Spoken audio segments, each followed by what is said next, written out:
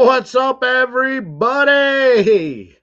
Big D coming back from summer break, and I'm excited. Hard to believe, it's been 5 weeks since we last did a show. It seems like it's been much longer, but I'm happy to be back.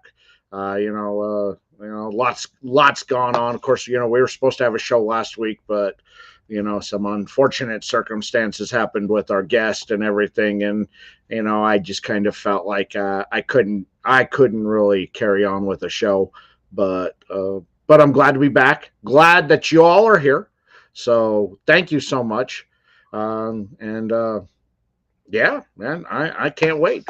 So if you're checking me out here, go ahead, hit that like button, subscribe button. Hey, blow up the comment section. Can't wait to see what y'all have to write. And of course, their link tree is pinned into the comment section. Go click that. Go support my advertiser sponsors and preferred retail partners. They help continue to keep all the programming going on the show that you know and love. And your support goes a long way in making sure that we continue to keep all the programming going. Take advantage of the exclusive promo codes only available to my viewers out there to save yourself some coinage. My guest tonight, I was honored to get to meet him at PCA. He has such an interesting and unique, fascinating story. And, trying to fit all that into a 2 to 3 minute video, it just don't work like that. So I'm like, dude, I got to get this guy on. Got to get in depth about the story, about his venture into the cigar world, his family history within the cigar world. And of course, he makes delicious cigars that are, they have received the Drool Bucket seal of approval. So, without further ado, let's bring our guest tonight from San Jorge Cigars. Got Carlos Wild. Welcome, yo. Bro. How's it going? Let me see it. Man. Am I halfway through this? There you go. Trying to get in the screen. Yeah. Well, welcome, sir. I'm glad to have you on the show, man. Can you hear me?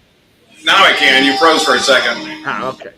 Well, I'm glad to have you on the show. Thank you so much, man. No, thank you for seeing me, man. I mean, when I met you in PCA, like I say, it was very short time frame for us to talk. Only 2-3 minutes, jump on to the next meeting, running around.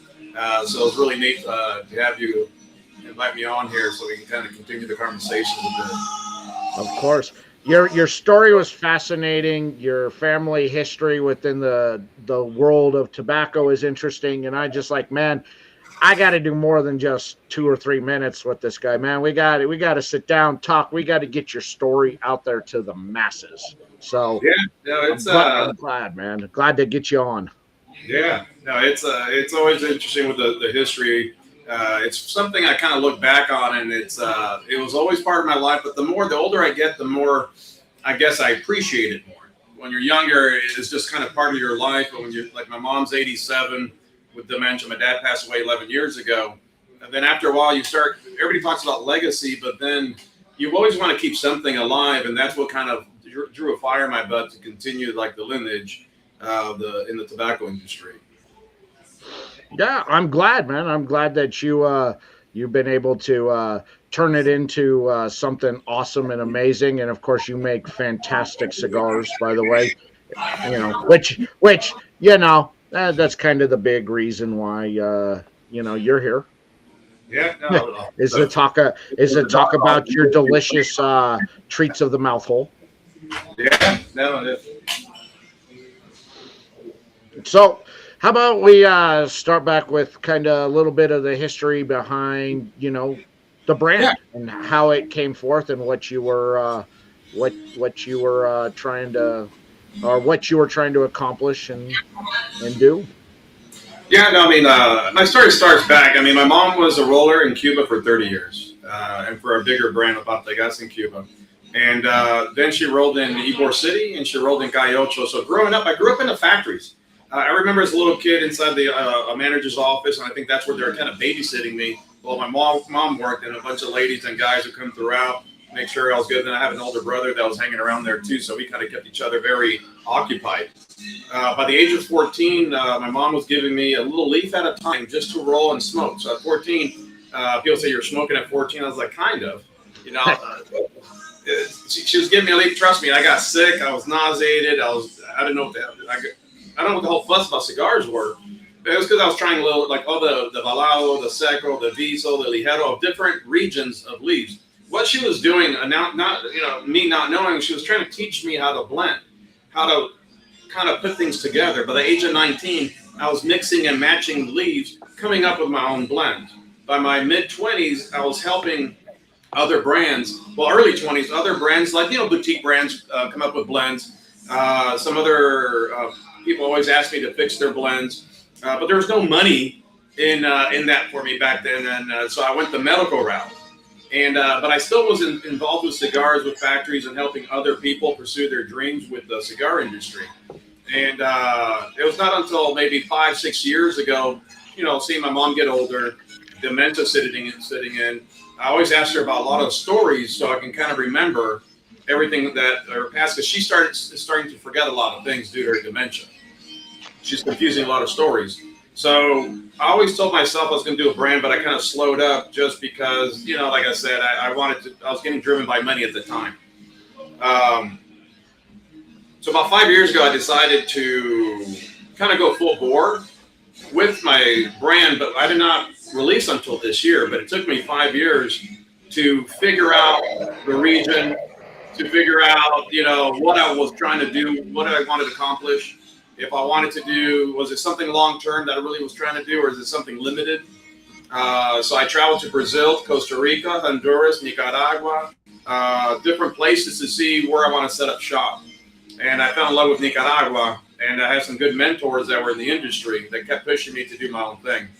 Because a lot of factories white label, right? They have their cigars, their blends, and a lot of people white label, and I didn't want to white label. I have my own blends I created.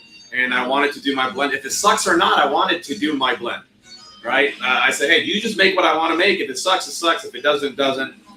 Like the joke says, I'm going to make cigars I like. If no one else buys them, I have a lifetime of cigars I'll smoke. But that's how, and actually I had to draw, like my San Jose cigars, the brand itself, I was probably 23 when I came up with the artwork for it. So it was done a long time ago.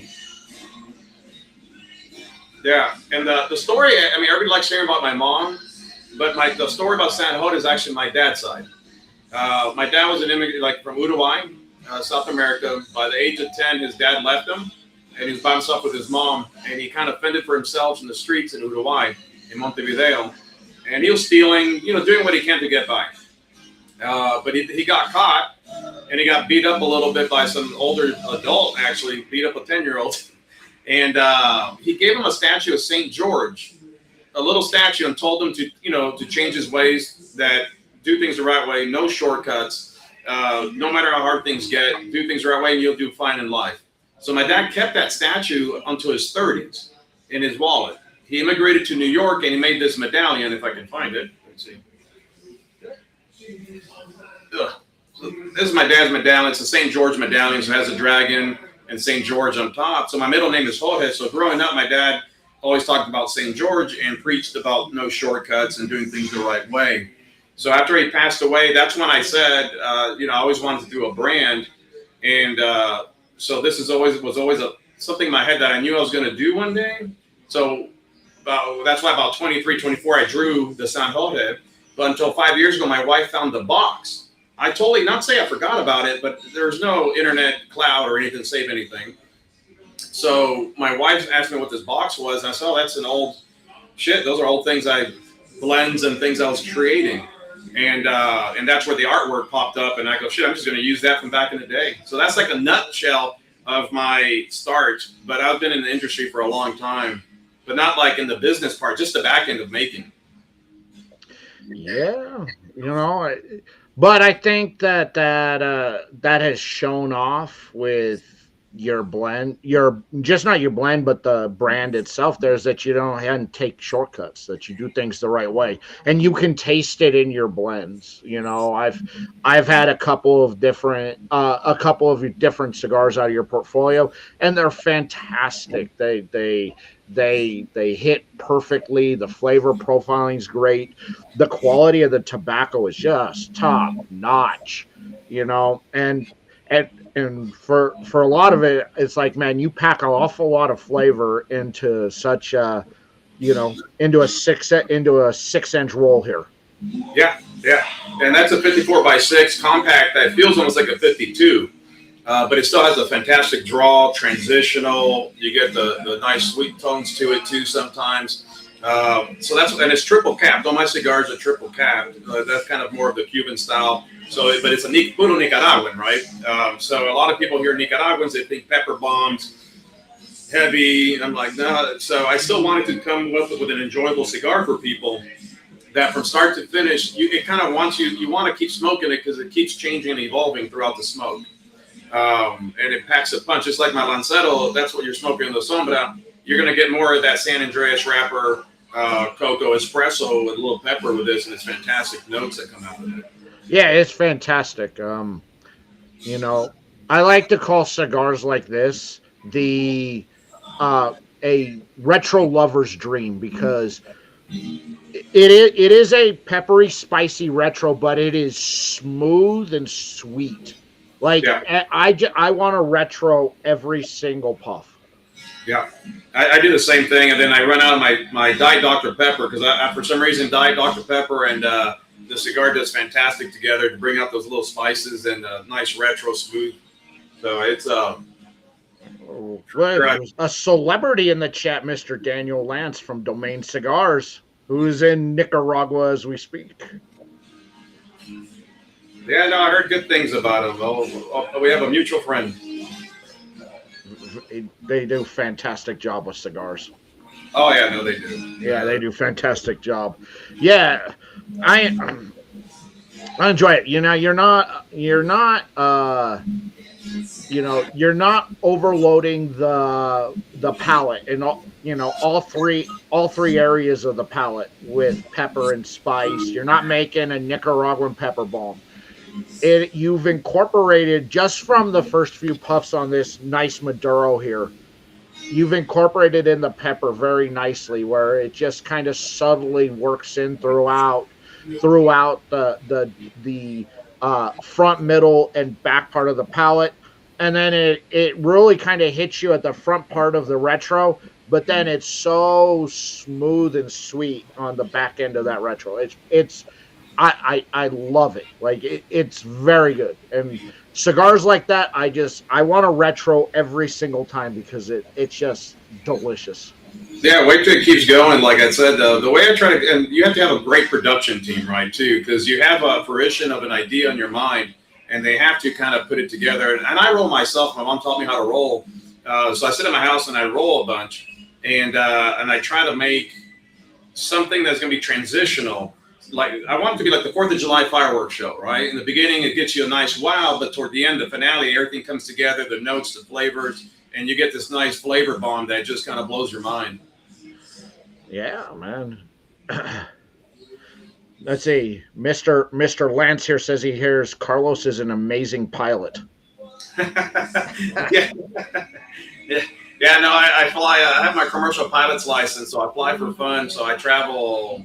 It helps me travel around destinations and to get around. It makes meetings a lot easier, to say the least. I've been flying 16 years, so. Well, yeah. I mean, if you can avoid the mess inside the airport and just go straight to the plane, it's a win-win. Oh, I mean, plus a lot of some cool places I've been to, some lounges are in some small towns that the airport, landing in the big airport actually takes longer and a little more expensive compared to me flying direct. I can fly to a small town, land in the smallest airport, get a little Uber, and I'm there in the meeting and come back pretty quick within, I can go here in Dallas out of San Antonio, about an hour there, an hour back, compared to a 4 or 5 hour drive each way. Sure. So I can do multiple meetings in a day, so it kind of helps. Well, I'm very, which one of my prides, I guess one of my weaknesses, I'm very hands-on, which is a good positive thing. But when I get into, I like meeting the owners. I love meeting the customers. I like seeing the place before and traveling in person. So sometimes it gets kind of hard to meet the new lounge owners and try to, doing all the cut and lights and get to without having reps. Because I get a lot of people asking to be brand ambassadors and reps. But I'm trying to take my time and do things the correct way. Sure, I don't blame you. I can't blame you. So this was your first year at PCA as a brand itself. Correct. Yeah. Yeah. It was my first, and I only decided to do it 2 months prior.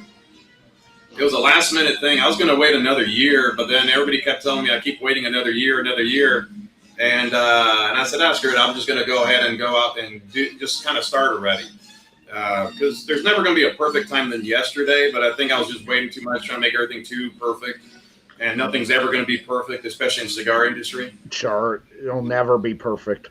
No, I mean, and you're dealing with a somewhat of a handmade object with a lot of human hands, human error, right? From the boxes, the banding, the bunching, from everything. So there's never going to be the perfect sequence. So for your first PCA as a brand, did it go as you expected? Better? Worse? It actually, to be honest, it went much better than expected. A lot of times what happens with the PCA, how's it going? People going through quickly at the lounge. Yeah, no, it actually went a lot better because a lot of people were telling me a lot of different, give me different advice, and no one's going to be buying this year. They just want free samples. And but I don't listen to too many people. I listen, I hear, but I still get my own opinion added to it. I don't want to go in there thinking something negative and bring it to the people, right? So my expectations were zero. Literally, I'm going to go out there and have a good time, meet great people. I mean, I always say, how hard is it smoking a cigar and talking to great people? Oh, yeah. If people buy, people buy. People don't. I met amazing people during this trip, but it actually went very successful. I mean, we opened several handfuls of accounts, networked a tremendous amount. And if I could have signed up that day to already get my booth for this coming year, I would have done it. That's how excited I was. And I already got my booth set up for Vegas already too. But of course I had to wait because the point system with the PCA. I'm in the bottom of the toll there, the pole. So, but no, it actually went a lot better. Like I said, there's some brands, are mentors of mine that gave me the lowdown ahead of time, got me prepared, compared to going in there and expecting itself. Because you see a lot of brand owners sit in their booth and just sit quietly and expect people to come up and talk to them.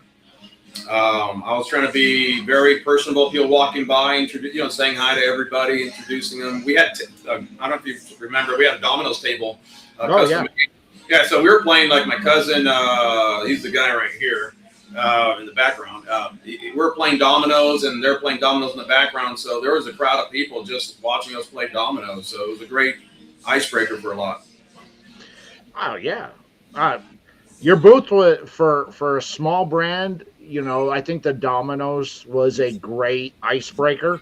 And it gave people a reason to come by and either want to play dominoes or to watch a game. So, I think it was good, and I'm glad to hear you had a great experience out there. A lot of new brands, and I've told that to a lot of brands that ask me if they should do it or not. And I always tell them yes, but you need to go in with no expectations. Expect that you're going to give away a lot of product. And also expect that you may not sign an account, but the fact that you got your name out there is what's important, because people will remember. And a lot of those brands that just came by and took samples this year, they'll be back next year when they see you there, and then they'll go, I remember your cigar from last year, and it was fantastic. I want it. Let's talk about bringing you into the shop. Yeah, no, guaranteed. I mean, I set my expectations. In any business that you do, you're going to spend money. Right? You're going to give giveaways. That's why I think I was happy starting my brand when I did, because financially I don't need to do the brand. Right? This is a passion for me. It's not a hobby. It's a passion I had my whole life. It's something that I want to go for a long period of time. It's a marathon, right? right? I always have to get reminded it's a marathon. It's not a sprint.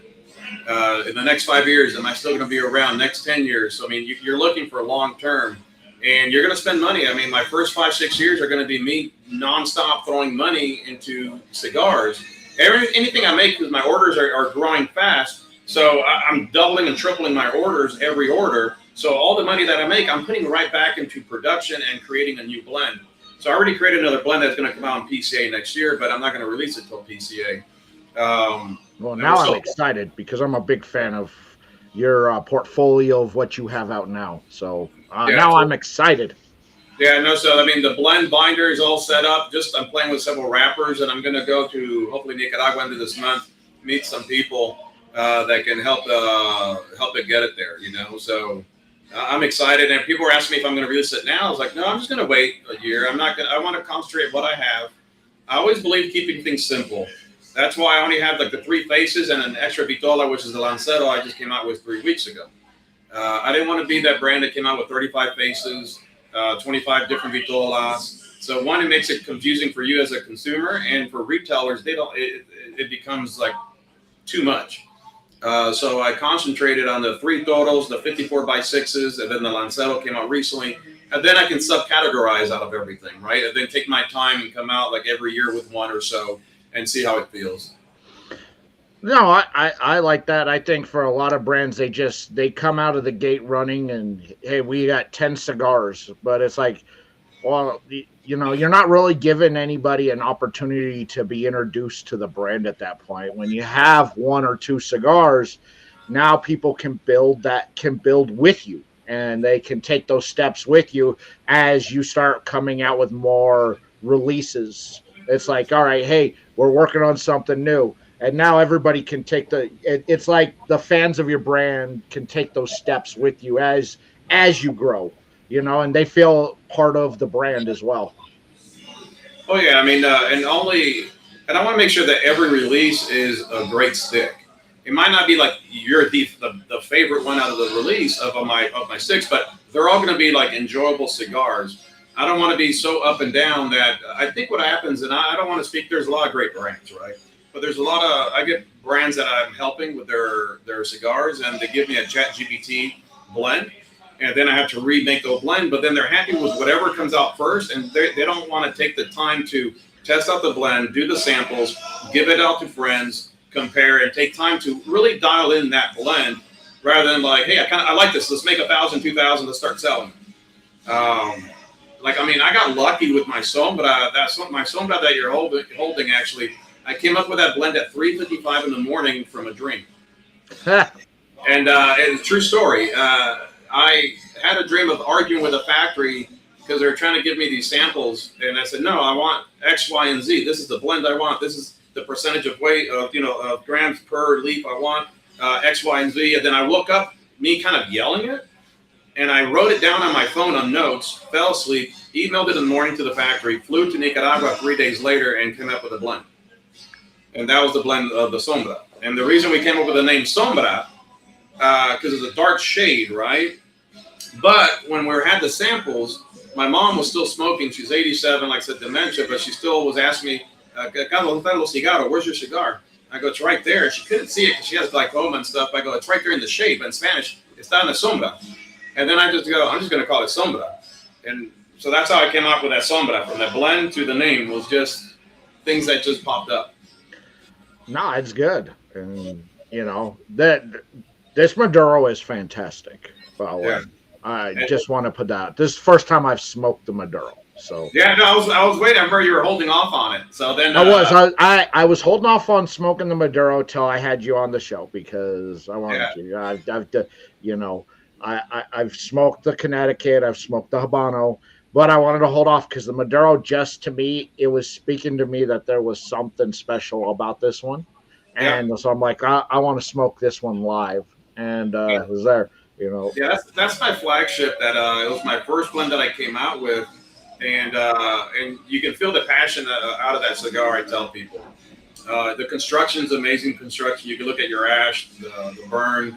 You're waving that around, and it's not flying off of it either. It's not. And look at how the oil sheen. I mean, Yeah, that's but it doesn't. But I'll say this: as oily as this wrapper is coming across, and it looks like, it's not. It's not an. It doesn't have that oily taste to it that you normally get from really oily sticks. So I'll say that. I'll put that out to the people out there. Yeah, no, it's double fermented. We say cooked, right? Like it's heavily fermented to keep away the harshness, and it looks oily, but like you said, it's not at all. It does not leave residue. It's not. There's no feel to it. It's just the nice shine out of the San Andreas Mexican wrapper. I get asked this question a lot by regular people and by brands out there on how I judge cigars, and I tell people the first cigar I smoke from any new brand is their Habano. I judge every brand based on their blend. If you can master the Habano blend, then I know everything else that you put out is going to be fantastic. Because to me, a lot of brands mail in the Habano. They put all their time and effort into a Maduro or into a Connecticut, and the Habano's the one that's like, it's down. Now, for somebody like me who's a massive fan of Habanos out there, I judge it, and I'm a hard judger of that. And when you can master that blend, then I know everything else that you put out is going to be fire. Because it always seems to me the Habano is always the last one that gets thought of, the last one that gets made, and it's a mail-in blend. And it's just like, meh. Yeah, it almost felt like for instance, Connecticut's. Connecticut's almost became very like linear, very cardboard testing. Like they just kind of made them, trying to make them mild, and people were just putting out Connecticut's. Same thing with Habanos. I think they became so much that people were just make a Habano, has a little spice to it, and they released it. But like you said, all my 3 blends that I have for my 3 cigars are 3 different blends, 3 different wrappers. I try not to. I didn't want to come up with the same blend, different wrappers, which it's not bad to do. Everybody kind of does. A lot of people do that. But I just wanted to focus on 3 different blends, 3 different wrappers. Then I can subcategorize it, right? I can use a Sombra blend with a broadleaf, or change the binder with a Peruvian binder instead of a Nicaragua Jalapa. So you can start really subcategorizing everything and really branching it for long term. Sure, yeah. And so when I smoked your Habano, I was 3 puffs into the Habano, and I go, yeah, this guy's got it. He's got it. The just those first 3 puffs sold me on everything about your brand. And then I smoked the Connecticut, and the Connecticut was fantastic. Very good. Nice, solid medium across the board Connecticut. The flavor was nice. It was, you weren't trying, you didn't get fancy with the blend to try and fool the palate. You left it for what it was, that, hey man, this is a medium bodied Connecticut. It's good. Got a little sweet. It's got some sweetness. It's got some breadiness. It's got a little bit of coffee and pepper to it. Here it is. All right. It's not going to blow your palate out of the water, but it's also not a mild stick either. And I appreciate that. You picked up that chocolate mint half of it at the end. I did. I picked up that chocolate mint. When I texted, you asked me if I felt there was anything special. I said, yeah, man. Occasionally I kept picking up this like after dinner, like an Andes mint on the palate. Yeah. Yeah, well, it's because of Connecticut too. Like I said, at the end of the day, I didn't want to make a Connecticut originally. It was going to be a Habano 2000. But then, like I said, talking to the people that have been in the industry for a long time, majority of the customers are going to be 80%, 70% are going to be newbies and people that don't smoke like we do, right? I think we're like in the 1% of the 1% that smoke 3 to 4 cigars a day. Well, I know I do. When I'm in Nicaragua, I think it's like freaking 12 to 14 cigars a day. So when I was coming up with a blend, I wanted something repeatable. I wanted something that someone can smoke in the morning before work and not be buzzed to go to work. I wanted somebody for retailers, right? If someone's buying a stick, they can buy multiple sticks knowing they can smoke the Connecticut and still grab another stick of Maduro, Habano, or anything after and still be fine without having over smoked themselves. So that's what I was gearing toward. Because like someone told me before, he has a wine distribution company, and he sells, I think he sells 1 million boxes of sweet wine a year, only 50,000 premium boxes. The majority are going to go for that sweet medium body compared to like a full body cigar. So that's why I focused with that. My focus was for that. solid ash for the people who are watching out there. Yeah, you're gonna get blocks of ash. Yeah. Yeah, I mean, you literally could use this to start a Lincoln log house. Yeah, no, you can. That's what I think my page, because my Instagram grew really fast, and it's guys like yourself, reviewers, like Texas Cigar Society, Frank. They were balancing the cigar on the ashes and were posting videos of it. So it got little viral video hits on it. So that just the construction was, I think, what got my page going, was people balancing on the ashes. So I always tell people that construction is always going to be there, the draw is going to be there, because you got to focus not just the blend, but the blend can be great, but the construction is not going to bring it together. So you have to have a mix and consistency also. Let's see.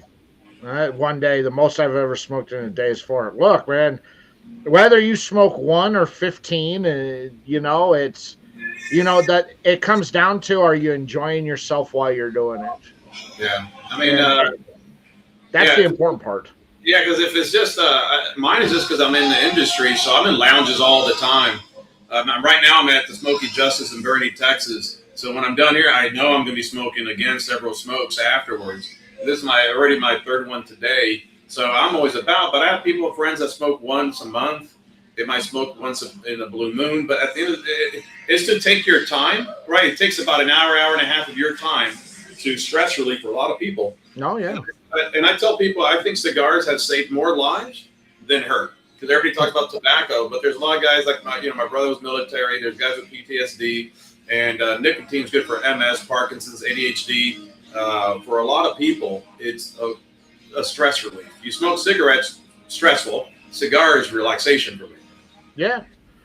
And it provides good conversation. If you're with a group of people, you make friends wherever you go with people that you've never met, but I just spent 2 hours with somebody, but it's like my new best friend, and I feel like I grew up with the person after 1 cigar and 2 hours later.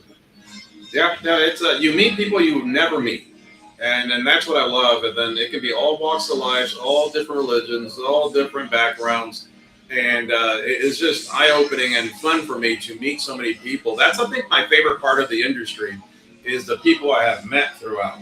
And don't get me wrong, there's going to be, in every industry, there's going to be some bad people anywhere, but the majority of people I have met have been fantastic. And I can't say anything less about that. Yeah. So, MOB, if you smoke 1 or 2 a day, you're ahead of the pack on a lot of people out there. So doesn't matter how many you get to smoke, where he's an owner, he's in lounges, he's trying to sell his product, he's hanging out, smokes a lot. I create content, I gotta get out, I smoke, it's different. And where MOB, you get to smoke a lot of stuff that you want to smoke when you want to smoke it.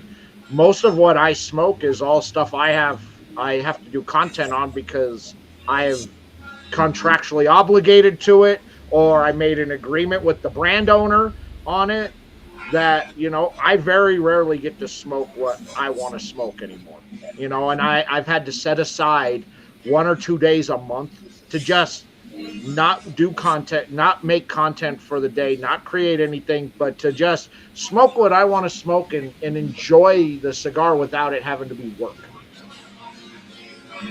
Well, and probably Daniel, if he was on there, he could probably tell you, they're in Nicaragua, holy shit.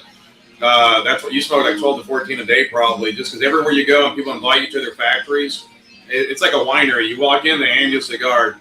If they see you put it down, they'll hand you another one. If you finish it, they'll hand you another one. Then they invite you to lunch. Then you go to dinner. Then there's the afterglow. It's including the blending. Yeah, it's never ending on that.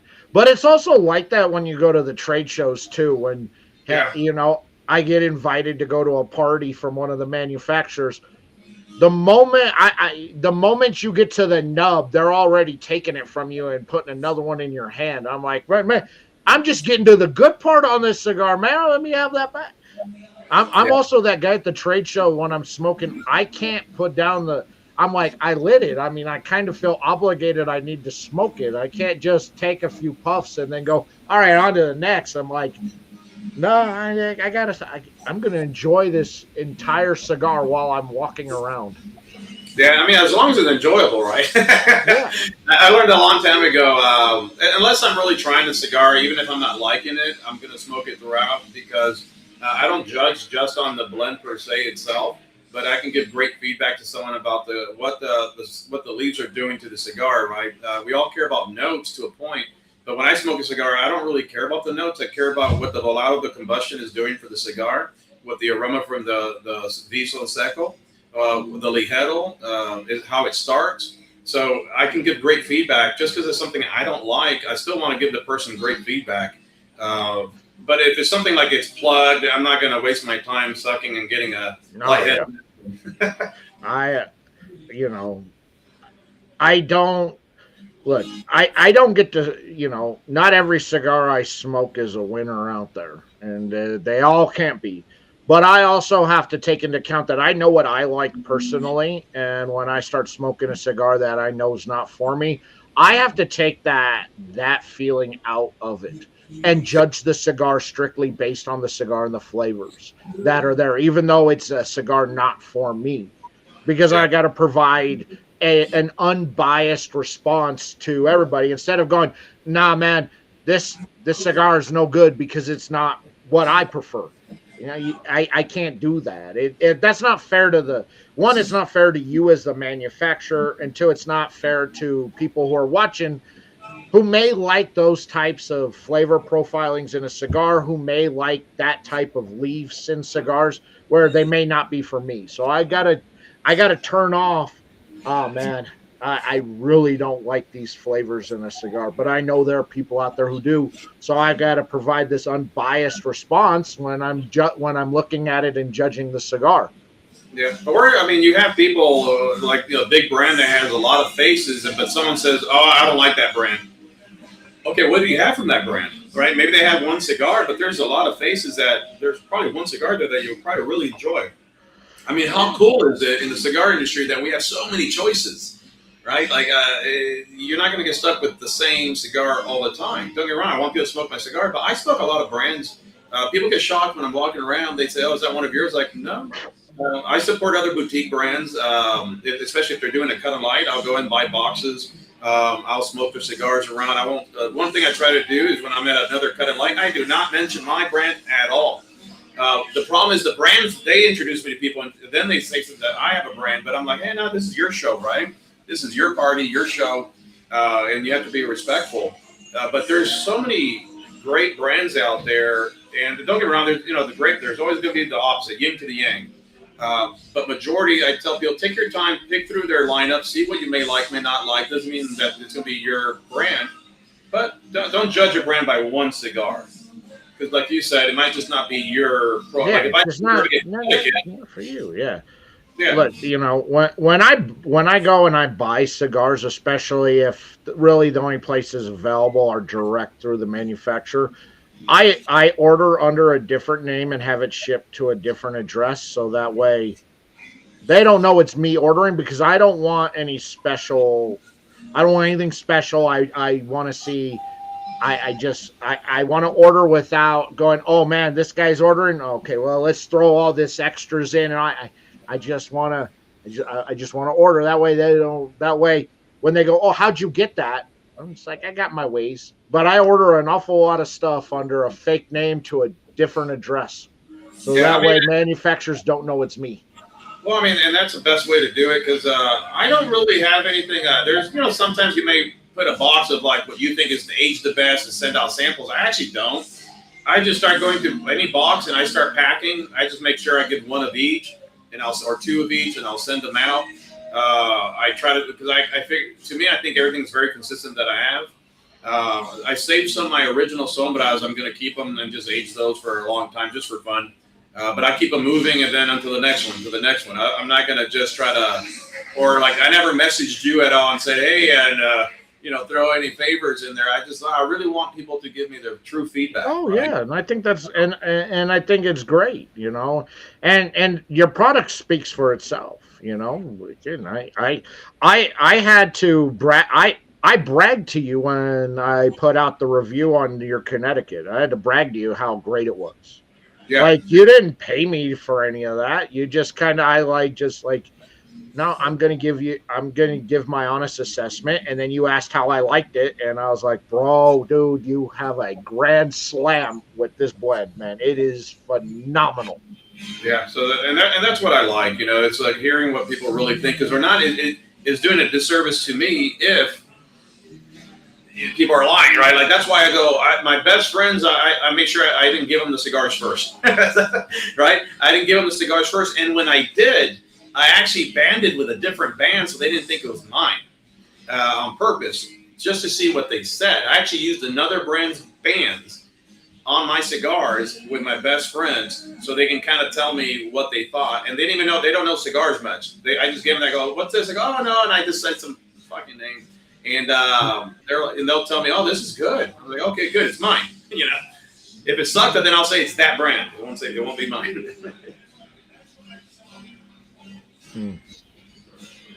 I love the transition on this cigar from where I was at in the first third. Now I'm about halfway through the cigar. I like the transition. It got really chocolatey in this middle portion of the cigar. Like it really went from a more well-rounded mix of melody of flavors to very chocolatey. It was kind of snuck up on me. It's kind of like a cocoa espresso. Yes. Hint. And then that was my plan, was to try to get a transition, because it'll be nice. Like, I mean, you get nice like Padron, right? Very linear, but very good. Some Olivas, very linear, but very good. And I was trying to do something that'll start changing, it gets your mind thinking like, oh, and it keeps you wanting to smoke the cigar, because then you're like, okay, that's what transitions are supposed to do. Yeah. It's supposed to keep, someone said, what am I smoking? It's actually my Lancero of the Sombra is what I'm smoking. So I made a Lancero. So the Lancero is going to smoke a little differently than the Toro, obviously. Just due to, it's a 40x7. So you're going to get more of the cocoa espresso out of this one with a little more pepper probably itself compared to the Toro. Yeah, this is a very good cigar. Right? I like it. I don't think I need to sugarcoat that. So far, everything you've made, certified bangers. Awesome. Yeah, no, I do appreciate it. Yeah, no, it's always fun. I mean, that's what drives the passion, right? That's what when someone tells me they like something, it's like I'm like a little kid inside. Like, you know, you get excited, and it gets my mind racing. That's why I like the blend I'm coming out for PCA. That's what I was doing, a blend. But then I have so many things in my head running, but I have to talk myself down from making blends, because I don't want to go crazy with it either. Yes. All three blends are drool bucket worthy. So I just want everybody to know that he's reached triple platinum on all three blends, which is a very rare feat. Very rare feat. Let's see here. From the work wifey here, Miss Michelle. It's a pleasure to hear your story and get to know you. What is immediate need from consumers and the cigar industry that we can assist you with? Well, I mean, to be honest, as a new brand, and I grew quick. I actually had, it's a good problem to have. From PCA, like I said, I got into over 20 locations nationwide and growing more. And those are the ones that are open. I have some that are like 5 that are not opened yet. They're going to open end of the summer. And what helps me is like guys like yourself. Let's say people order my cigars, and they're in a city or state that doesn't have my cigars. Go to your local lounge and actually talk about my cigars to the lounge owner. There's a group of guys they're on YouTube. They love my cigars. They bought 100 and something of my cigars from me, and they went to their local retailer, and they have 15 guys there that love my cigars. So then the cigar owner now is reaching out to me. Those are things just to introduce my cigars to other places, other cities, other people. That's something I appreciate from a lot of my consumers, and I don't ask for it. Like I noticed that's what they were doing. That's why I was growing quick. And then I go, well, that's a great way to do it. And that's how I think people can help, is just kind of spread the word about the cigar. I help people. There's other brands, boutique brands. When I get into a cigar brand lounge, sometimes those lounge owners ask me my opinion about some other brand. And I'll help another boutique. I'll go, I really think this will do well here. And I try to spread the love to other brands, not just myself. I believe in karma. I always grew up that way. I never worry about other people. I worry about myself, my product, and I know they stand alone on themselves, but it's nice to help other brands, other people as much as I can, because other people help me. I mean, it's kind of selfish for me to have a mentor or my family members or help me throughout my journey and me not help anyone else out that's starting out or has a brand. Oh, and it just changed again on me. Yeah, man. I don't know. You got that magic sauce. So, I think, all those years growing up in the factories with your mom really paid off. It really honed in your palate. It really cued you in on really select flavors to where there are times that I'll say this. Smoking this one and then smoking the Habano, I'll say this. There are times in both of these cigars where you've really been able to just isolate a certain flavor and make it dominant and shine. And then instead of just have it disappear on you, it's just a gradual slow off into something else that moves in. And I find that fascinating that you've been able to work a blend like that, to where you can really isolate something that you want to hit on.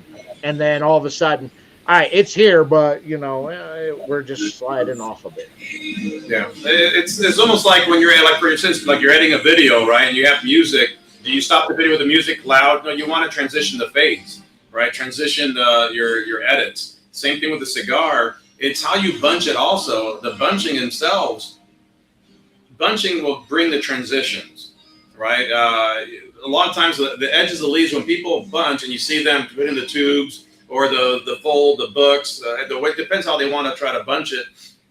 By twisting the outer part of the leaves, that's going to be the strongest parts, the points of the leaves. So if you're breaking and the foot of the cigar is all where the points are, it's going to start off really peppery, strong. But if you invert the points of the leaves, you're going to start off nice and smooth and starts picking up, and that's where the transitions go. But again, it has to do with the production team as well. Because what helps me is I do roll. So usually I'll tell the people what I want. I already have the idea. And you need to have someone actually replicate it. But now you want them to replicate it over and over and over again, right? And one thing you're always going to hear me say is that I believe cigars should be vintages, right? Just because of the leaves. If I use a 2023 Condega in my cigar, it's going to be more of that cocoa espresso earthy. If I do a 26, it was a little more cinnamon spice to it. But it's the same leaf, but it's from a different time, different year, different climate. But as a consumer, you want it to be all the same for years to come. But as a blender, I know it's not always going to be exactly the same. So we have to always transition each time we make a cigar to kind of replicate what we can. That's what makes a lot of these legacy brands special, is that they've been able to, like you mentioned Padron earlier, the fact that they've been able to replicate their core, the 1000 series, for 50 years.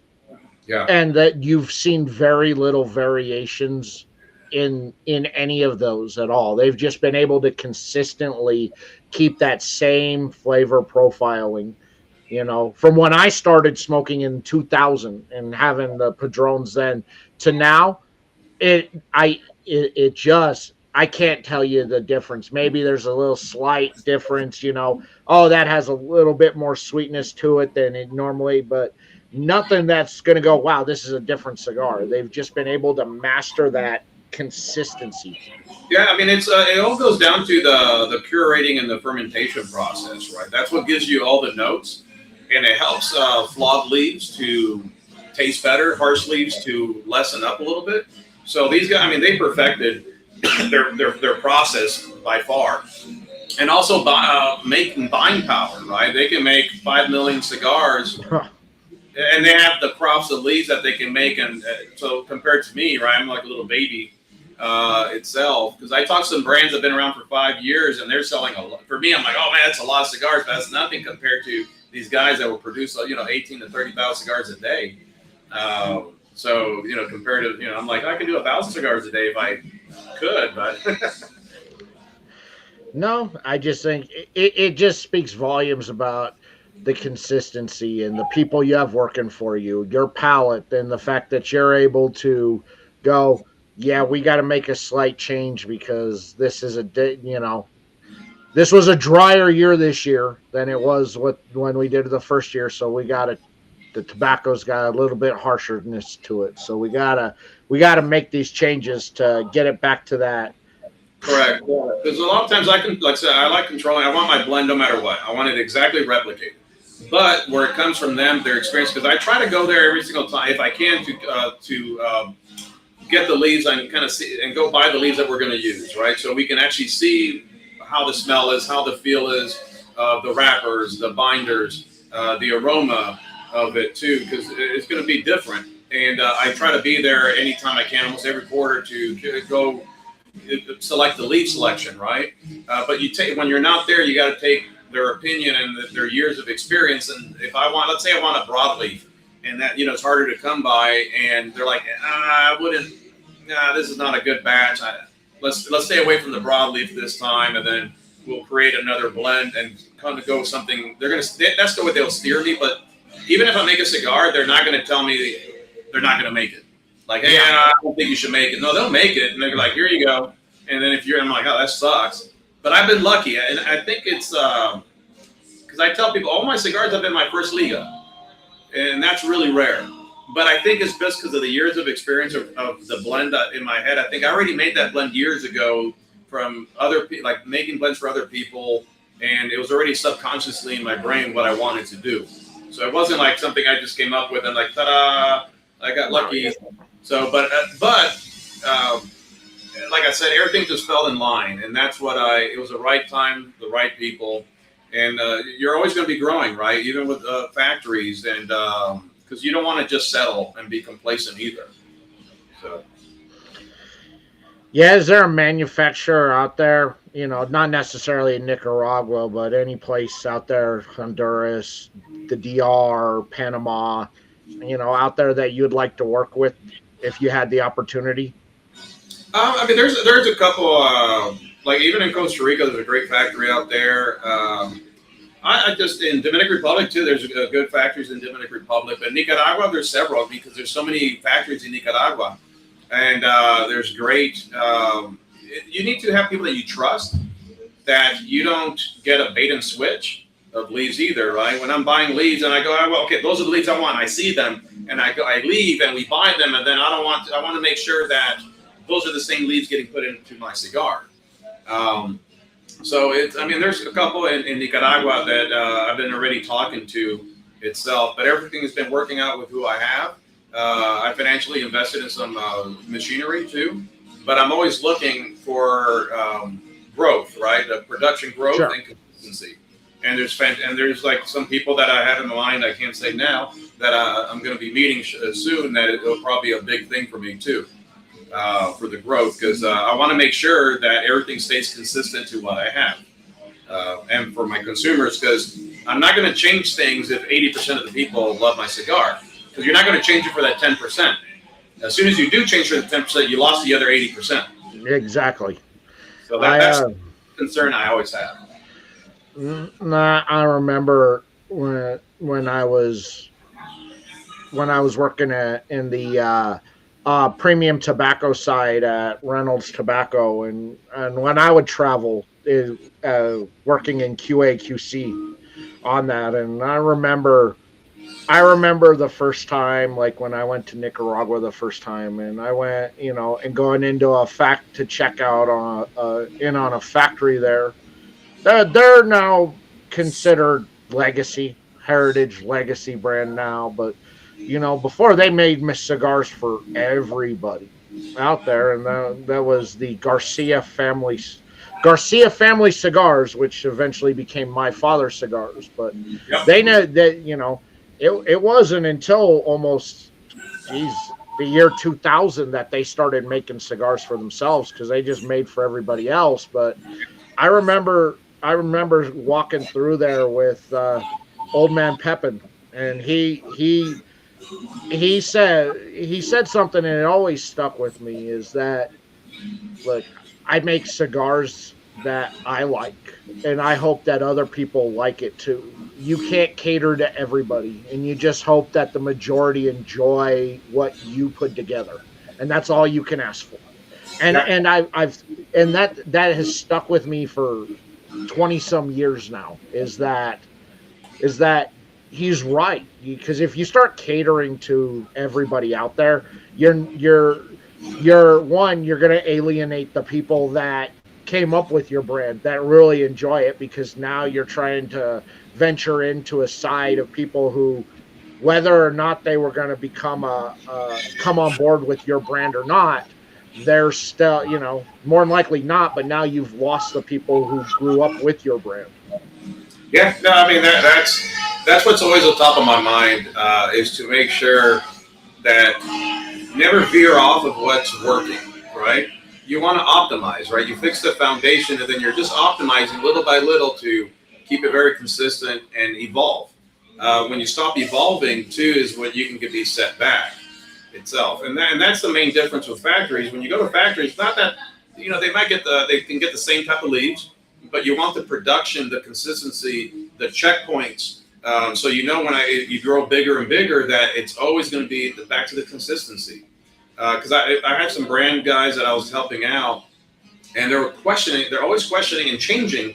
They kept sending me a change of blend and change of blend. I go, what? Why are you guys changing your blend so much? Oh, well, this guy told me it was too peppery. This guy told me. I go, dude, that's only one guy. I go, he's not the godfather of cigars. Even if it was, you got to go off the majority. And that's why I tell a lot of guys starting off, if you're really interested about starting the cigars, and even if you white label, whatever you do, you want to have a sample pack, and you're going to give out 1,000 cigars. You don't sell them. I mean, I was passing out cigars left and right. And so, like PCA I probably gave out 200 cigars of each blend.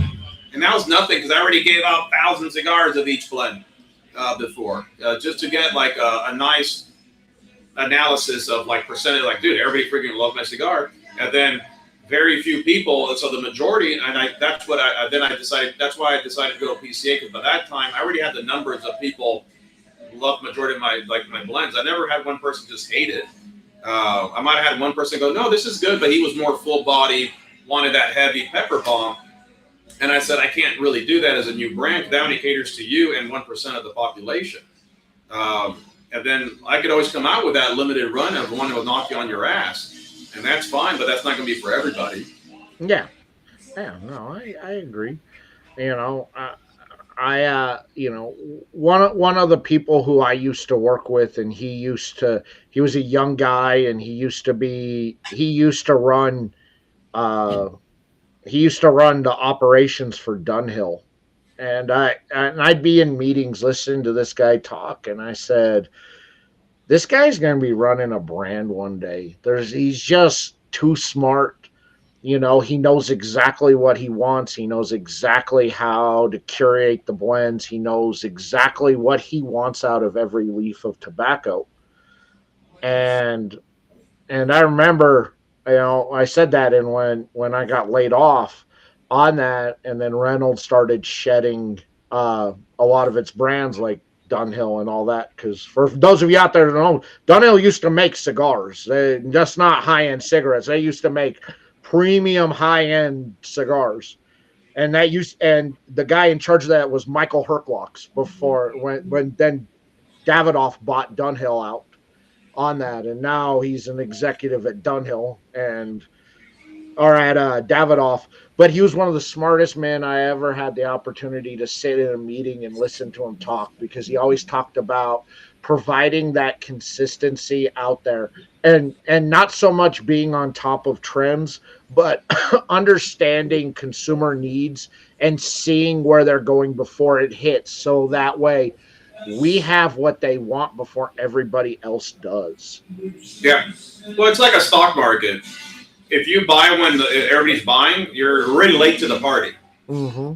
Right? That's why I tell people if you hear it in the news, you're already late to the party itself. But I mean, that's why I love Lanceros per se, and it is selling like hotcakes. Like I made a limited run of 1,000, I'm almost out, and that was 3 weeks ago. And so I have to now like make sure I'm gonna. I was trying to make sure that because my analysis showing that Lanceros were coming back a bit. So that's why I went with the Lancero, because I enjoy Lancero, and I go, well, there's analysis that backs it, and it did really well, especially here at Smoky Justice for his grand opening. It's been 2 weeks. He sold almost 200 Lanceros already. So I was pretty impressed, and it took me by surprise. I didn't think it would be that good, but I guess I had a lot of people that love my Sombra. So when they saw the Lancero version of it, they really were buying, and the lounges were buying. All my local lounges all around San Antonio is easy because I'm here. I can just drop it off, and they're happy with that. Yeah, this is actually the first year where I've actually seen a move in Lanceros. I have heard people for the last 20 years say how much they love them, how much manufacturers hate making them, because everybody says they love them, but nobody buys them. So they make them, and then they sit. Because it's like, oh, well, you...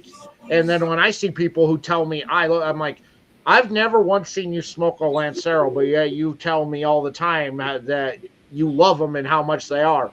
And then I hear from manufacturers all the time how much they hate making them.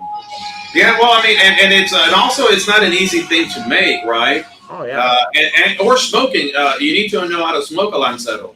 So a Lancero is it's thinner. So you can't puff the same way you do a Toro because you need to go nice and easy to make sure the notes stay good. If I smoke it pretty hard, the last third will get hot. It'll change the notes, the flavor. It'll get bitter. I compare it to drinking a slushy. If you have a big straw, you can suck that sucker down. But if you have a little straw, you try to suck the same way, it gets stuck. Same thing with the Lancero. You have to kind of suck nice and slowly, and it just brings out all the notes. But then a lot of people don't like Lanceros, thinking they get they're plugged. So you need someone that knows what they're doing with Lanceros. In Texas, I don't know if it's a Texas thing, but in Texas, Lanceros, people love Lanceros. It could be a cowboy thing. I don't know. It could be. Well, because a lot, especially in Miami, when I was growing up, Lanceros were pretty all over the place. And like for instance, when I roll a cigar, I like Lanceros because I can keep it and talk to you and roll. And the gauge is not a big gauge that I'm drooling on myself. The smoke is getting in my nose. It's I ride horses, so if I want to smoke a cigar, riding a horse I can. I don't, but I mean it's something I can keep my mouth and ride, do stuff, and not worry about taking out of my mouth. So I mean, my buddy who's a mechanic, he smokes Lanceros because he can work with his hands and keep it in his mouth the whole time. So there's, I guess, different reasons for different folks. Yeah, look, I tend to make a Corona or a Lonsdale my like yard gar. When I'm out there working out in the yard, because like you said, I'm not drooling on myself while I got it in my mouth while I'm trying to pull weeds or mow the lawn. I'm not getting smoke in my eyes or in my nose. I'm able to control that smoke a bit easier than you can.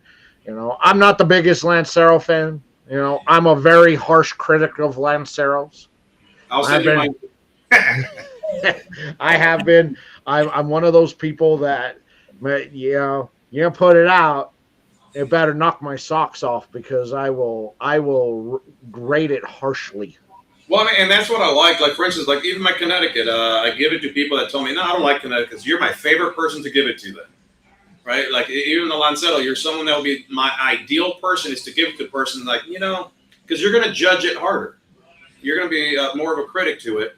And that's what I kind of like because it helps like a true, honest opinion on something that you're like, oh shit, okay, this changed my mind a bit. Doesn't mean totally, you're still not going to be like, well, I won't smoke Lanceros, but I actually like this one.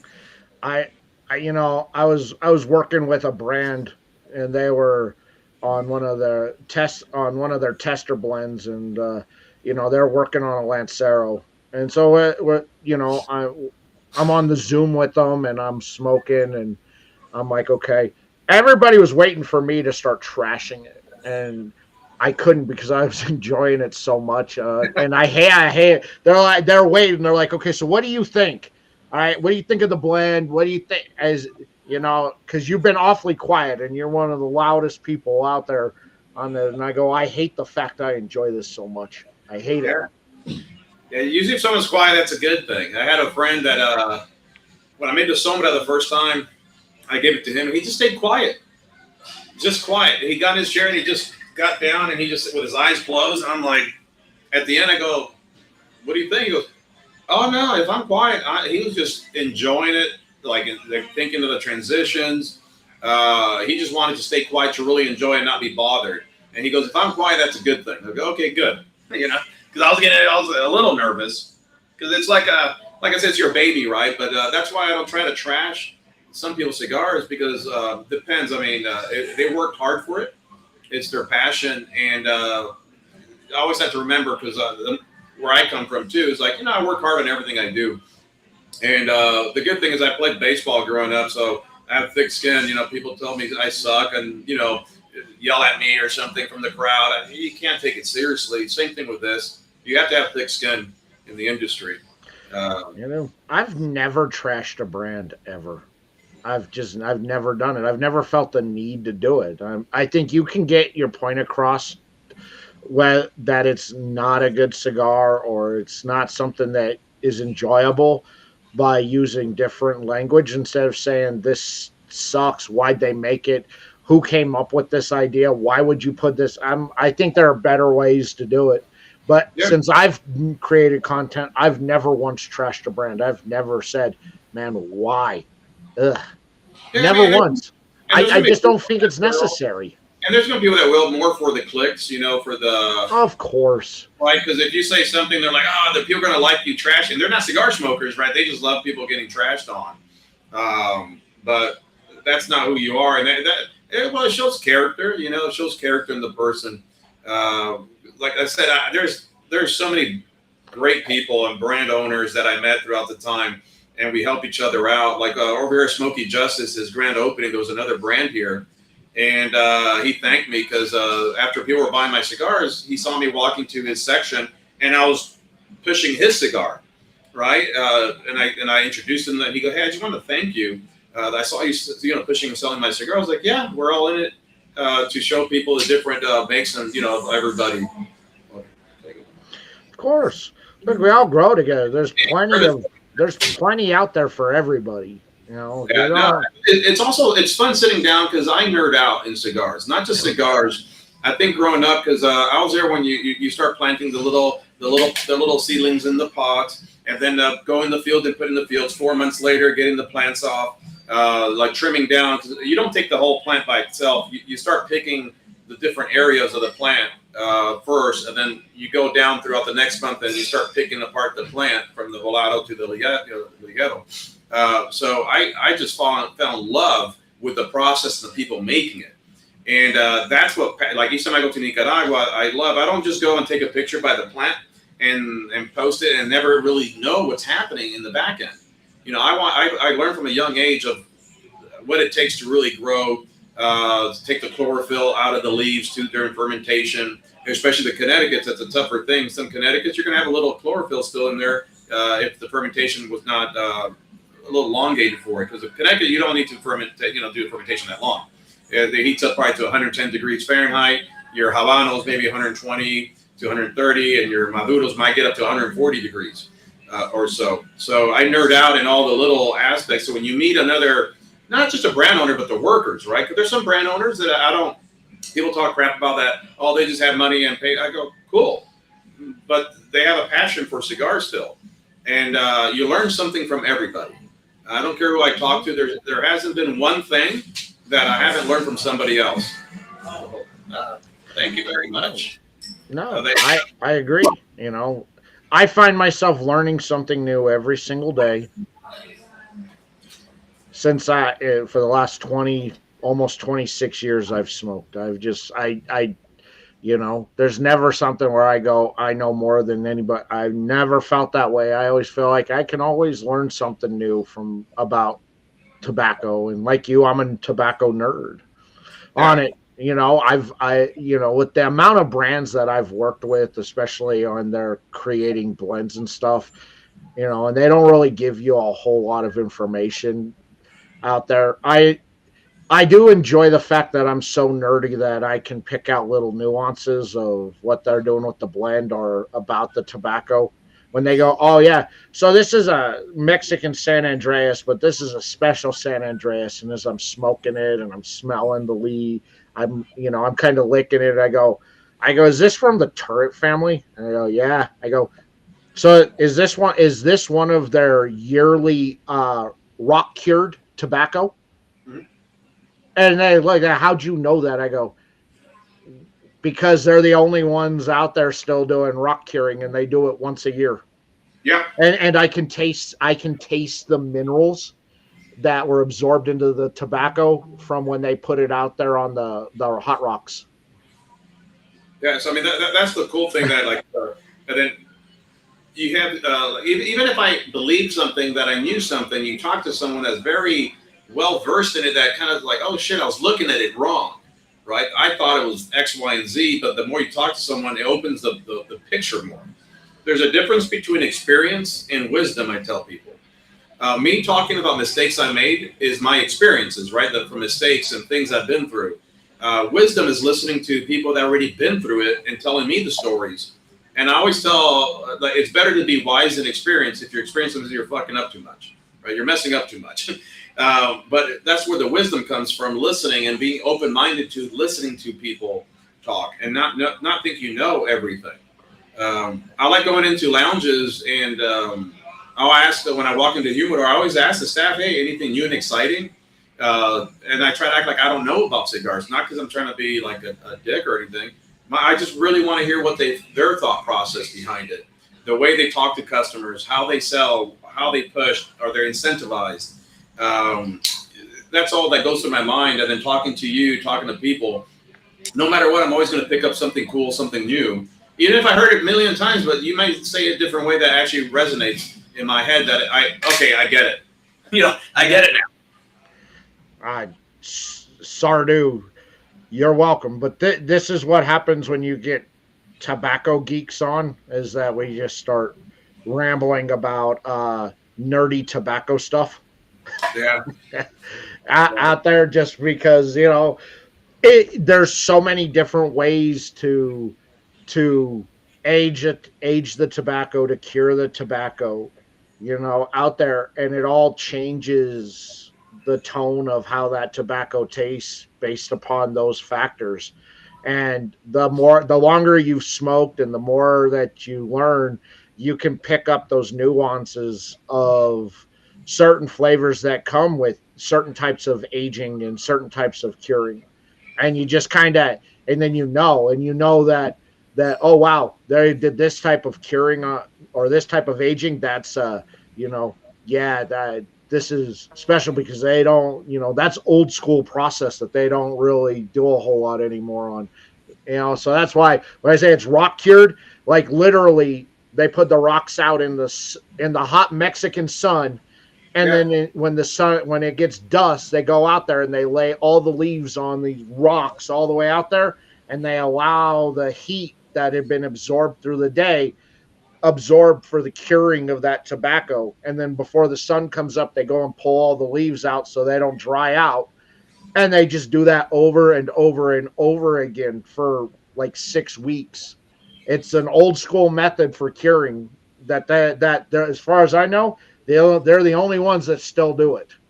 Yeah. And they only do it for that 6 week period, because that's when the sun and the heat, the humidity, everything is like perfect for just that time frame.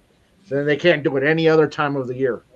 Yeah, and that's what makes things pretty cool and special. And that's why, like, you're smoking for the experience and the passion that you can feel. I always joke around because people make comments about, when people pick up a cigar and they smell like, oh, that's disgusting, you're smelling the cigar. I get it. But you know how many hands has touched a cigar that we're putting in our mouth? Like 300 people have touched a cigar. When I first took my daughter to Nicaragua in the factory, she's like, oh, they don't use gloves? And I was like, gloves? No. Why are they going to use gloves? And she's like, oh, you know, just because their hands in there, like everyday stuff, and no one's sanitizing, no one's doing anything. You gotta feel the leaves, and you put gloves on, you may miss something that's structurally wrong with that tobacco that will cause a problem. So this is pretty like mind blowing to me when I first saw it. Oh, they're in Nicaragua. When you go to Nazca in the factory, and it was funny because someone posted a video the other day, and I forgot the brand, and they make their cigars at Nazca, and they were talking about something else in the background. Is exactly what I'm going to talk about. They have blind people separating the leaves.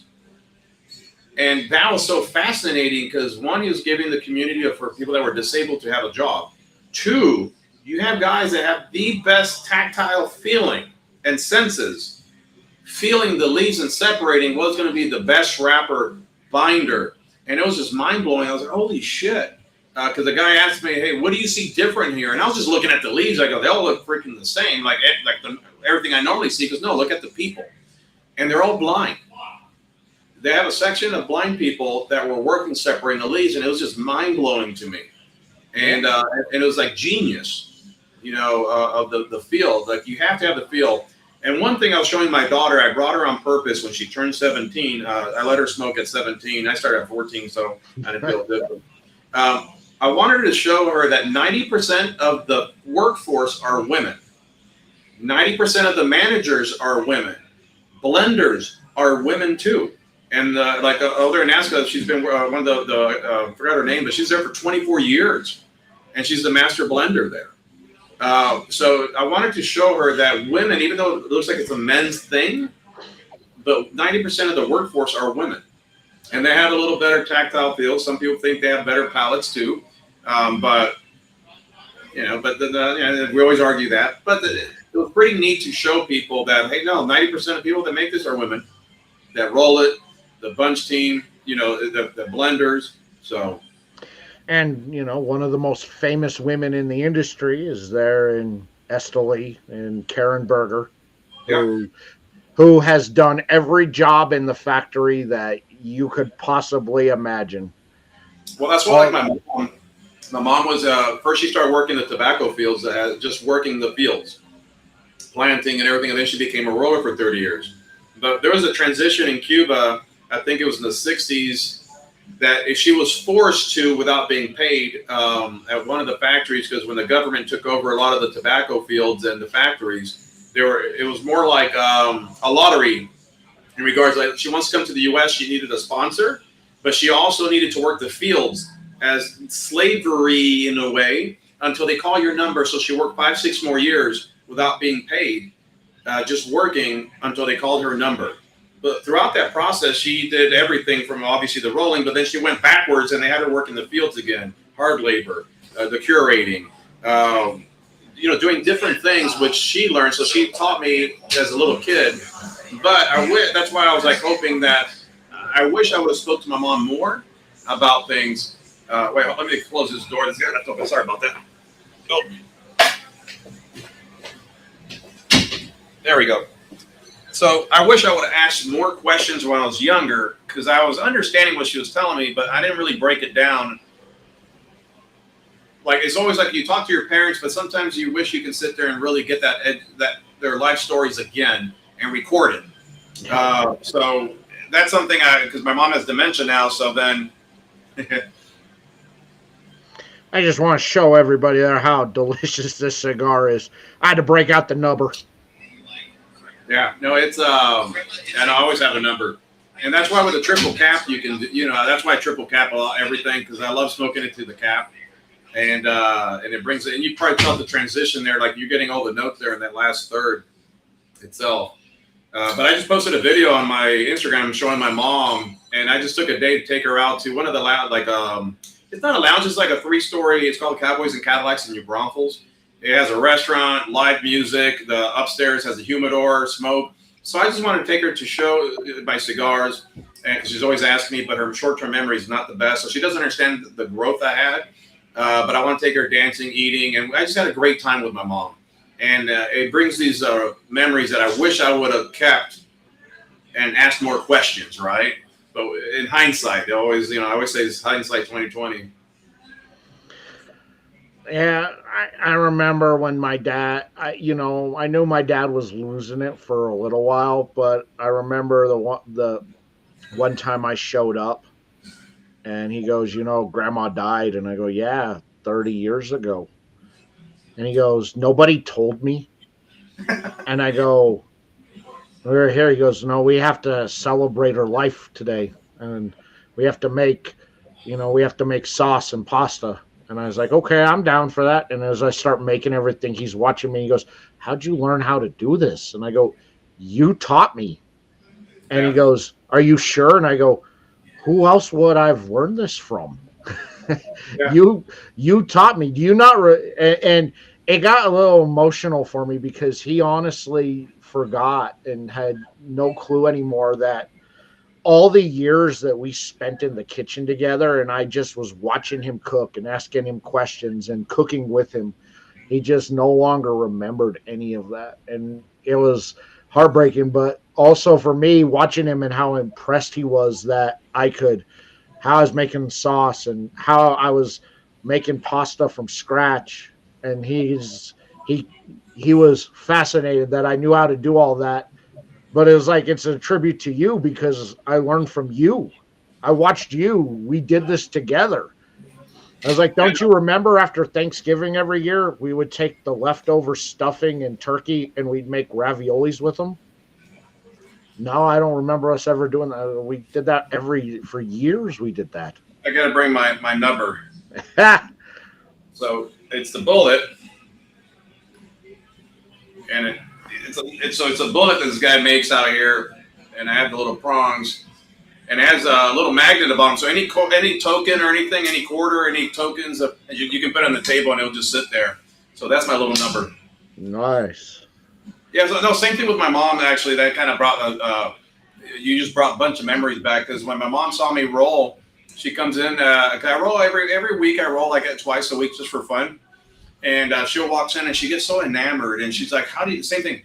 Oh, wow, when did you learn to do that? I was like, you taught me this when I was like 14, right? And, but she has this big smile on her face and it brings back memories. So she'll sit at the table, but I have to set things up for her and for her to roll. But when I was showing her the bunching little machine, but I bunch by hand, but I have the little presser, Lieberman, it's called the Lieberman. And she's like, ¿qué es eso? I go, that's the bunch. She goes, eso no es de mano. That's not a hand. Like her, she was hand rolled. But just watching her smile and her eyes open up brings memory. But it gets emotional in a way going, man, she doesn't understand what's happening right now. And like, I wish my dad would have seen everything. Because my dad, everybody hears my mom's story. But like I said, the San Jose was based off my dad. And my dad was like my mom's biggest fan. My dad smoked cigars, and my mom rolled all the freaking time. And it was something I remember in Miami was playing dominoes, rum and cokes, and laughter and music, right? And that's when I think cigar, I think of that. So everybody has their moments of what they think a good moment is with cigars, but that's what my childhood was. So Yeah. And it just, it's sad when it gets to that point with a parent out there, and like I think of my dad every single day. Like there's not a day that goes by that I don't think about him. Whenever I find myself in a bind, I think what would my dad have told me to do in this situation? oh And yeah, I remember after my mom called me after he passed, and I was a bit emotional, and the only thing that went through my mind was if my dad saw me and how emotional I was on that, he'd tell me to quit being pissy eyed. And I yeah, started laughing because I was like, that's just I know that's exactly what my dad would have told me to quit being pissy eyed. yeah. Oh yeah. No, so I mean that's something I always think what my dad would say or what my mom, because it does suck because I argue more with my mom, right? Because when they have dementia, no matter what you say is not gonna help. And I'm always trying to correct her, right? Like sometimes she thinks I was raised in Cuba and that I worked in those factories. I was like, no, I didn't, no, no, I didn't. I was not raised in Cuba. But she's like, yeah, and she starts arguing with me. So I'm like, okay, and I kind of go with it. And then sometimes she says my dad was a roller too. I go, no, he wasn't. And she's, she gets her confusion goes. Like my cousin behind me, his dad was in, because I always say I'm a second generation tobacconist, but actually it's longer than that. My cousin's dad was a manager for 30 years of the same factory my mom worked, and he was a master blender. Then their father worked in factories actually itself, and then the rest came from Spain. But one of the fun facts that a lot of people don't understand, Cuba wasn't the mecca of cigars originally. It was actually Puerto Rico, right? Puerto Rico was actually the heart of cigars back in the day until the United States, the sugar canes was very, very marginal of profit, that Puerto Rico got rid of all their tobacco leaves and grew sugar cane. Sugar cane, yeah. Yeah. And then Cuba took over and started becoming more of the cigar industry. Because they do have fantastic soil, and that's the next question people ask me about Cuban cigars. I mean, don't get me wrong. I think they were great cigars, but with the New World and what you can make now, I don't think it can compare too much. No, it doesn't. And me, Cuban, like I tell people, no, there's great Cuban cigars, but that's a different monster. Yeah. Compared to what you can do now. They're two entirely different subsets of cigars. Cuban, and I guess if you want to call them New World cigars, they're two completely. They're different. You have to look at them differently. You have to judge them differently. You can't. Although it's kind of it's the same thing, but they're different. And that's why people ask me, why do I stick to a puro? I just find it fun as a blender to stick to one area and make it slightly different. Like when you smoke my cigar, you're like, man, this is not like a regular Nicaraguan that I normally will smoke. Like the notes, the transitions, the creaminess, the silkiness. That's what I wanted. I thought it was more of a challenge. Because, of course, I think it'll be fun and easy I can do a Peruvian binder, Dominican seco with a Nicaraguan ligero and jalapa, and do a nice blend with all these different leaves from different countries. But I wanted to focus on something a little more. I just like the puros. I'm a guy that always like puros. You can't go wrong with anything from Nicaragua. Every region, and in reality, you can look at it as it's five. There are 5 different regions, and it could essentially be 5 different countries of tobacco because they are all completely different in the way that they taste, the soil structure, the richness, all of that. It's completely different. So yeah, you can make a Nicaraguan puro and make it taste completely nothing like it just because that's the way. That's Nicaragua. It's just and we keep it very generalized, right? Yeah, your Condega, Jalapa, Mapete, Esteli, but then there's subcategories of Esteli, subcategories of Jalapa, different hybrids of leaves that they made. So it gets very intense, but we just keep it generalized. But the leaf itself will be actually different types of Jalapa, different types of Condega, Mapete, Esteli. So it can get endless amount of rotational blends that you can make. Oh yeah, it's never ending. What you can do, which is the beauty of it. And you talked about Puerto Rico. They're bringing tobacco back into Puerto Rico, and I'm happy about that because I think a lot of people missed out on what Puerto Rico had brought to the table tobacco wise. Well, they have great climate, right? You need the humidity, you need a little harshness. And they have great soil out there too. Honduras is growing. Honduras is probably one of the fastest growing regions right now, countries for tobacco. A lot of big brands are moving to Honduras itself. Doesn't mean all their leaves are great, but the production, the cost, probably politics.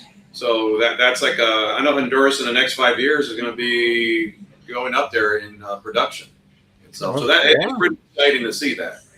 Yeah, and I love seeing all of that, and I love seeing the countries that have really jumped in and have embraced it, that are newer into the scene, not new into tobacco, but newer into the scene with the manufacturing. Panama has exploded the last couple of years out there. Mozambique in Africa has exploded out there.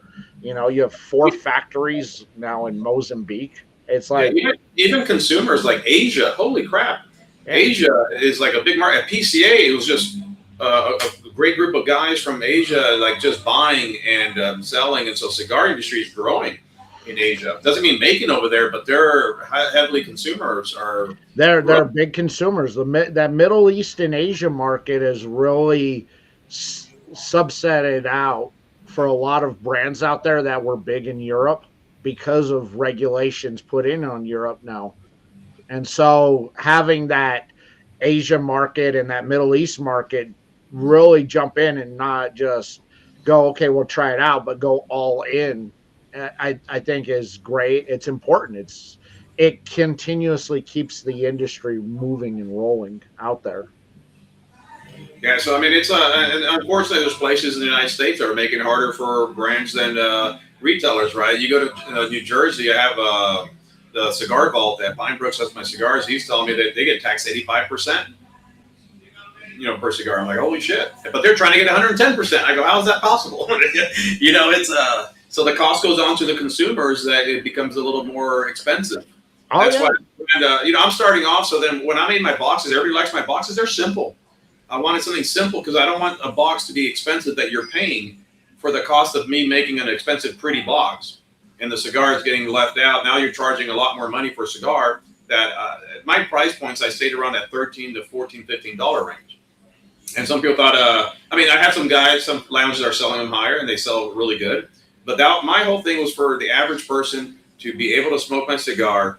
It can be a janitor, someone that doesn't make much money, but they saved some money for that week to smoke a cigar, and I want it to be a really great cigar for the price point that they can enjoy and just have a relaxation moment for that money. That it's hard-earned money. I don't care how much money you have. If you're buying my cigar, I want you. You sweat and tears for your money. I don't care how you made it, and I wanted someone to really enjoy my cigar, not be too expensive for somebody that they can't smoke it every day. Yeah, I think that's good and important. We just had Rocky Mountain Cigar Fest up here, and it moved from Colorado up here. And the consumers were honestly shocked that what they're paying $18, $20 for in Colorado was $8-9 here. Mm-hmm. And I go, well, that's because you've got a 65% tax in Colorado, and you have a 30-cent tax in Wyoming. Yeah, and we got lucky here in Texas. The Fink family, they're actually out of San Antonio. Bill Fink and the Finks, they lobbied back in the day, and they got the taxes very low in Texas, very low. So it makes it a lot easier for us in Texas for the lounges, and the lounges are growing. At one point, I thought online was going to kill the lounges, right? But there's something you can't take that away. The coming in person. The community, because people like to get together and hang out, and when you get a bunch of like-minded people together, they're going to congregate at a place that they're going to be accepted in, and that's why the lounges will never go away. They may, I think that that was a misconception that a lot of people put into play during the pandemic was, well, it's going to be the end of the lounges, but it's been the opposite. More and more continuously pop up because more and more people want to hang out with like-minded people. And there's only one place they can do that, and you can't do that in a Zoom meeting. Now, and then one thing I always bring up, and every time I have an interview or something, I talk about, in my opinion, women have a lot of stresses. But men, I think, carry a heavy load for family with their kids, stress levels. It's hard to make friends as a guy sometimes because you're always working. You don't get out much. So it allows them to get out, and you can sit around with guys and talk about your emotions almost. If you're getting divorced, something your dad passed away, and normally guys don't express their emotions, but sometimes just having a cigar, it's crazy how much people open up and relieve their stress, and they just need someone to talk to sometimes, or not talk at all. They can just sit there and people watch, and they're happy-go-lucky. So it allows them to get out and de-stress, and for that 1 hour and a half or however long it takes, this is going to be like 2 hours for this sucker. It just takes all the stress off and the weight off your back, and that's what I see. The cigar industry, the community, people are very helpful. Especially here in Texas. Like I said, I always talk about Texas. I love Texas. And a lot of the YouTubers and like Texas Cigar Study Frank, if I say anything, we became like best friends, that he'll do anything to help me out if I need it. And I just met him through cigars, right? He loved my cigar, gave me a great view. But it was a funny story. He reached out to me to send him samples. Cool. I go, give me your address. And he's in San Antonio. I was like, dude, I'm right down the road. Let me just drop him off. And we met up and we smoked together and we became best friends. And we would never have met if it wasn't for it. So, and he's an amazing person. So I met many people that way. And if you're not following Texas Cigar Rollers channel, go follow, because those guys do great content. And I love talking to those guys. I love watching their content. I love their banter back and forth. They do a fantastic show. So go check them out if you're into cigars. You know, they do a fantastic job. Yeah, there's great, like yourself, you do great content. Like when I look at your reviews and stuff, like you said, I've never seen you bash. You can sell, even if your rating is not that high, but you give all these positive positive feedback on the cigars, and you're tailoring it to someone that might resonate for that cigar, right? Which is great. That's what I really enjoyed, and didn't mind coming on and being with you, because I love the way that you're presenting the cigars and for the community itself. Right? Being one of the only content creators that's 100% solely dedicated to the boutique and small brands out there, you know, I'm all about trying to grow the brands and helping those brands grow and, you know, get their name out there. And a lot of brands out there, you know, had a very hard time getting onto a lot of media because they just don't have what they're looking for until they explode and grow up. You know, right there, the cigar clones, they're one there. I remember I was the only one that would open my platform up to those guys. And now they're a household name. Everybody knows who they are. Everybody now that told them to pound sand always talks about how they've always been a big fan of them. But at the end of the day, I was the only one that said, yeah, man, come on. I love what you guys are doing. I love your cigars. I love your blend. You know, let's talk about it. And, you know, and I love hearing that the big media out there that told me I was going to fail when I started this in 2019, here I am, cry, because when they have a new drop, where's the exclusive release done on? Oh, right here. And they feel it should be on their show because they're much bigger. But I've rolled with them through everything. Yeah. I never gave up on them. I promote anytime they want to come on. They have an open invite to be on the show, you know, because I'm all about growing those brands out. And I'm glad that there are a lot of brands out there that have seen the hard work that I've put in to try and showcase them and to get their name out there. You know, and it was very humbling at PCA having one of those small brands grab me while they're talking to a customer and go, we wouldn't be here if it wasn't for him. Yeah. You know, this cigar right here was in his top 10 in 2023. And a week after that top 10, all our inventory we had in our warehouse was sold out right after his video dropped.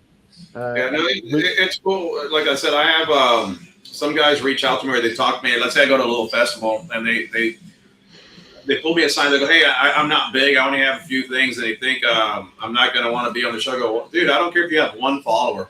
That's one new person that's going to hear about my brand, right? Like it's always something I tell people. People say, oh, they don't have that many followers. I go, I don't care about anything you put out there. The more you put out there, the more you get your name out. And it takes one person to like start that fire. And then the rest of it is just putting gas on the fire, right? I remember how I still remember that very first video I did in September of 2019. It was terrible. It was terrible. The cigar fell apart on me. I'm trying to keep it positive. I don't know what I was doing. It was atrocious. Yeah, but that's the great thing.